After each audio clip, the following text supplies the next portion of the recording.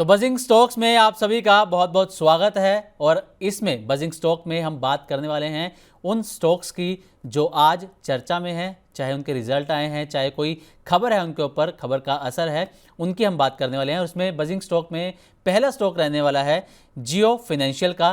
दरअसल जियो फाइनेंशियल के Q2 के यहाँ पर रिजल्ट आए हैं। इसमें जो नेट प्रॉफिट है जियो फाइनेंशियल का, उसमें ज़्यादा नहीं, मामूली ग्रोथ 0.9% बढ़कर जो है नेट प्रॉफिट वो 695 करोड़ रुपए रहा है, जो पिछले साल 690 करोड़ रुपए के आसपास था। ये ईयर ऑन ईयर डेटा आपके सामने हम रख रहे हैं।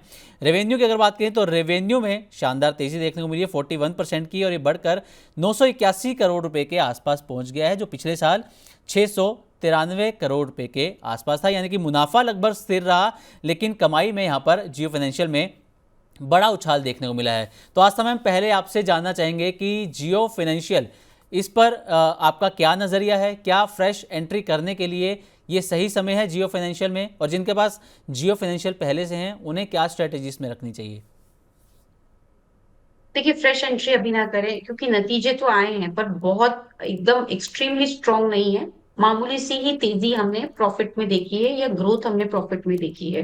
तो उस वजह से आज मार्केट ने इसको उसी हिसाब से यहाँ पे रिवॉर्ड भी किया है। और हम देख रहे हैं कि एक डाउनफॉल हमें देखने को मिल रहा है। तो ये दर्शाता है कि मार्केट्स को नतीजे इतने पसंद नहीं आए। अब करना क्या है, ये थोड़ा और नीचे आ सकता है, इसकी तैयारी रखिए। मुझे नहीं लगता कि ये 300 से नीचे जाएगा। टू बी वेरी प्रिसाइज 305 304 का एक जोन है, या फिर 300 तक माने, उसके नीचे जाने की उम्मीद कम है। तो 300 के स्टॉप लॉस के साथ जिनके पास है ये काउंटर होल्डिंग में, वो अपनी पोजीशन में कंटिन्यू कर सकते हैं। वापस से हमें 315 320 के लेवल देखने को मिलेंगे। तो पहला तो जिनके पास है वो 300 के स्टॉप लॉस के साथ अपनी पोजीशन में बने रहे 315 से 320 के लक्ष्य के लिए।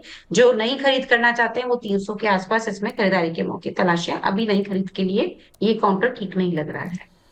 ओके, तो फ्रेश एंट्री के लिए काउंटर फिलहाल ठीक नहीं है। 300 का एक स्टॉप लॉस लेकर चलें, अगर वहाँ तक शेयर आता है तो वहाँ पर आप बाइंग कर सकते हैं। और टारगेट 315 से 320 रुपये फिलहाल एक मैम ने सुझाव दिया है। अगले बजिंग स्टॉक की बात करें तो इंडस इंड बैंक, इसमें दरअसल इसके केस में एक अपडेट आया है, और अपडेट ये है कि ईओडब्ल्यू ने 258 करोड़ रुपए की एंट्री पर नए सिरे से यहाँ पर एक जांच शुरू की है, और ये अमाउंट से रिपोर्टेड इनकम को बढ़ाए जाने की जो है वो दोबारा जांच यहाँ पर होने वाली है।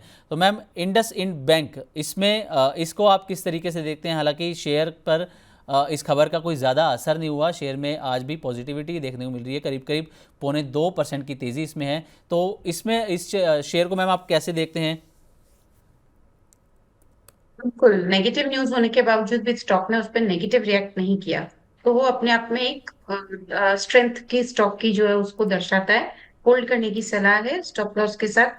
751 के आसपास चल रहा है, 720 के स्टॉप लॉस के साथ होल्ड कर लें। टारगेट अब इसमें जो नेक्स्ट रखे जाएंगे वो 785 के रहेंगे। ओके, 785 के इसमें टारगेट रहेंगे इंडस इंड बैंक में, और 720 का एक स्टॉप लॉस लेकर होल्ड कर सकते हैं अगर आपके पास ये शेयर है तो। अगला बजिंग स्टॉक हम बात करने वाले हैं साइंट की। इसके भी रिजल्ट आए हैं, Q2 के year on year basis result हैं। नेट प्रॉफिट में इसके 28% गिरकर इसमें 127 करोड़ रुपए के आसपास रहा है, जो कि पिछले साल 180 करोड़ रुपए के आसपास था।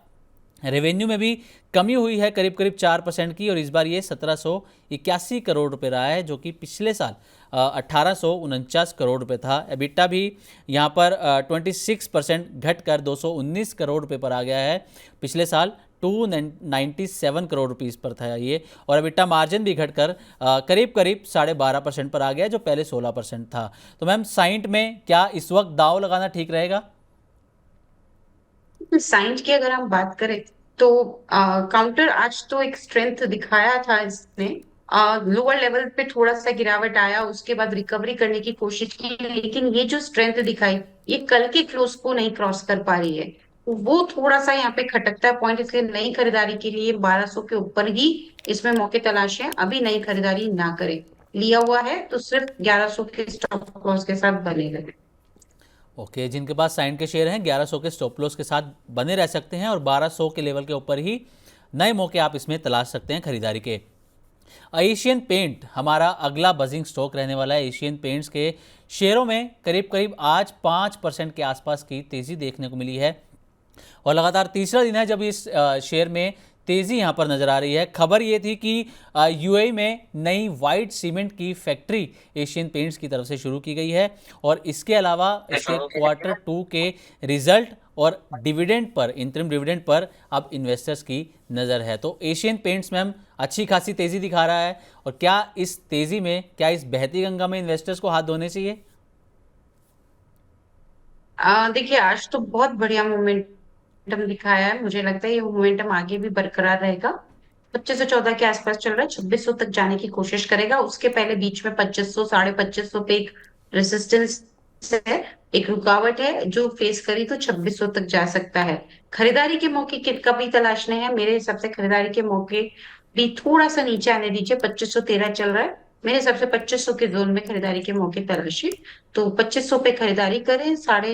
यहाँ पे 2500 से लेके 2600 के लक्ष्य के लिए, और स्टॉप लॉस जो इसमें मेंटेन किया जा सकता है वो तकरीबन अभी तो 2400 यहाँ पे आ रहा है 50 का।